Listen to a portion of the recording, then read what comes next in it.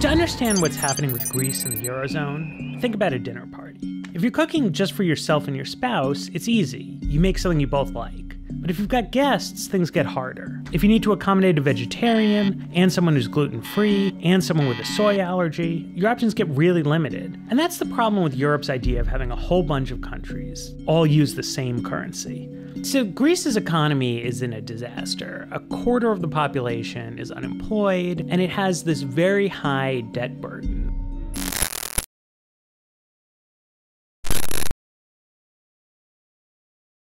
The Japan National Tourism Organization estimates that 19.73 million foreign nationals visited the country last year, up 47% from 2014. Topping the list were Chinese visitors with nearly 5 million arrivals. That's more than double the level of the previous year.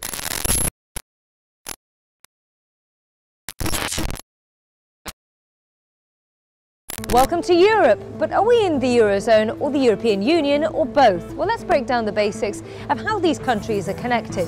Europe, as you probably already know, is a continent. Within this continent, a bunch of countries came together after World War II to form what we now call the European Union. You have the charisma of a damp rag and the appearance of a low-grade bank clerk. And the question that I want to ask, that we're all going to ask is, who are you? I'd never heard of you. Nobody in Europe had ever heard of you. I would like to ask you, President, who voted for you? And what mechanism? Oh, I know democracy is not popular with you lot. And what mechanism do the peoples of Europe have to remove you? Is this European democracy?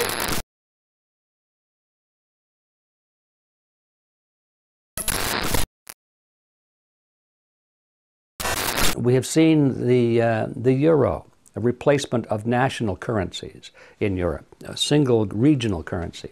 Now they're talking about the same thing here in the United States. To get rid of the US dollar, get rid of the Mexican peso and the Canadian dollar, and create a new currency for the three. They'll probably call it the Amero. That's the name they seem to be favoring at the moment. Step by step, this structure of world government based on the model of collectivism is being erected. Every day you can look in your newspaper and see evidence of another brick that's been put in place.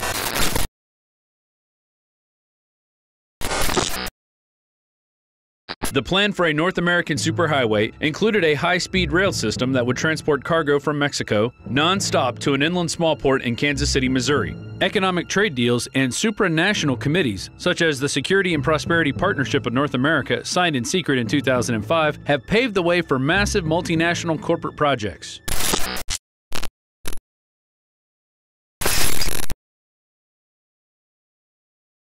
Russia has secured another huge economic deal by bringing together some of its neighbours to create the largest common market on post-Soviet territory. It's hoped the new union with Belarus and Kazakhstan will compete with the economic powerhouses of the EU and the United States.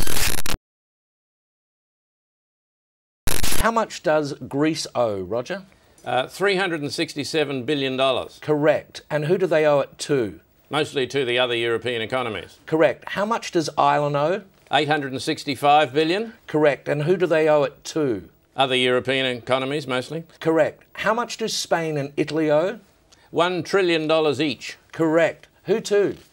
Mainly France, Britain and Germany. Correct. And how are Germany, France and Britain going, Roger? Well, they're struggling a bit, aren't they? Correct. Why? Because they've lent all these vast amounts of money to other European economies that can't possibly pay them back. Correct. So what are they going to do?